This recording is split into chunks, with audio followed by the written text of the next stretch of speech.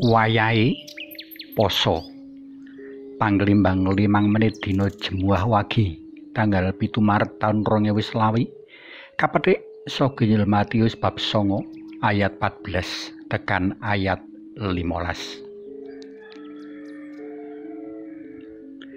Pager wesi ora mepalangi srawungku lan wong saomah karo tangga teparu sakiwa tengen. Wiwit mung sekedar sapa aruh nganti pirembugan sing rada wigati kadang kala dumadi ing kahanan kaya ngono mau.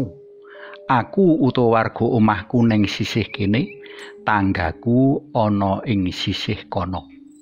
Der, napa tiyang Katulik niku nggih poso kados kula-kula niki to? Mengkono pitakone Pak Cip sakwise mangsuli aruh-aruhku rikala wiwitan poso Ramadan sawetara dina kepungkur.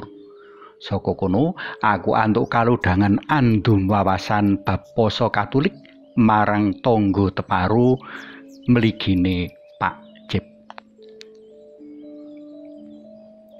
Beda karo poso kang kaayati dening umat kang ngrasuk keyakinan liya, poso Katulik munjerake ancas tujuan marang Gusti Yesus. Tumrap wong Katulik, Gusti Yesus mujudake paraga kang banget gedhe labuh labeti. Gusti Yesus tresnani umate kaya dene tresnane sang pinanganten kakung kalawan pinanganten putri.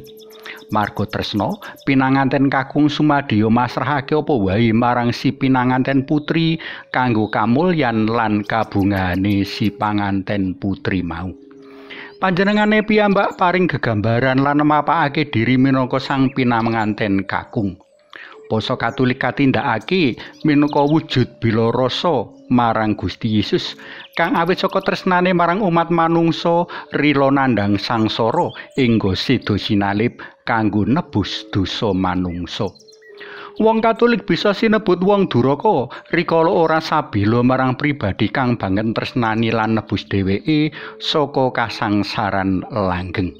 Mula ing mangsa poso mau wong-wong Katulik padha nyadari sakeh kasekengan lan kawinatesan kang ndadekake Gusti nandhang sangsara lan seda, nanging uga padha gegulang pakarti-pakarti becik minangka wujud pertobatan. Gegulang pakarti becik ateges meper lan ngikis pepinginan-pepinginan lan sifat-sifat ala kang gawe pitono diri pribadi ananging luwih-luwih gawe pitono pepadha. Mula mujudake sawijining sirikan lan tindakina tumrap wong Katulik rikala mangsa poso gawe susah lan panandhanging liyan, umpamane wae njejaluk sedekah kanthi meksa apa meneh kanthi pangancam. Pakarti becik kang kakarepake minangka wujud silih pertobatan mau arupa poso, dana lan donga. Dadi ora amung poso wae, ananging poso uga nyenyirik donga lan dana. Kanthi donga, wong Katulik kupiya bali nyaket marang Gusti lan nyelarasake gagasan tetembungan lan tindak tanduke karo kersa panjenengane. Kanthi dana kamaksudake kanggo wujud bela rasa marang sedulur kang kesrakat lan kekurangan. Dana bisa kaklumpukake saka asil nyenyirik lan poso. Dana bisa kaklumpukake saka duit-duit kang kamligekake kanggo nyengkuyung laku poso alias APP. Para tresna pelem kinasih, titi mangsa iki mujudake titi mangsa kang becik kanggo padha nganakake poso. Poso ora kanggo golek kasekten, poso ora kanggo nyilikake awak alias diet, poso ora kanggo nindes lan mites liyan, nanging awake dhewe nganakake poso kanggo sabila Gusti kang sangsara engga seda kanggo kita. Ananging titi mangsane bakal teka pinanganten kajupuk saka wong-wong iku lan wektu iku wong-wong mau bakal padha nganakake poso. Monggo sami ngayati mangsa retret agung selaras karo pakon-pakon dalem Gusti, amrih awake dhewe tinemu murwat linuberan sih kanugrahan dalem Gusti lan mahargya Paskah. Suwawi sami munjuk kunjung asma dalem Yang Rama Yang Putra tuwin Yang Roh Suci. Amin.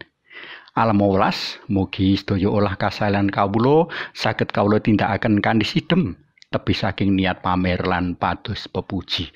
Mugi linurna Yang Rama Yang Putra Tuwin Yang Roh Suci kados sing kula buka samenika sarta sak lami-laminipun.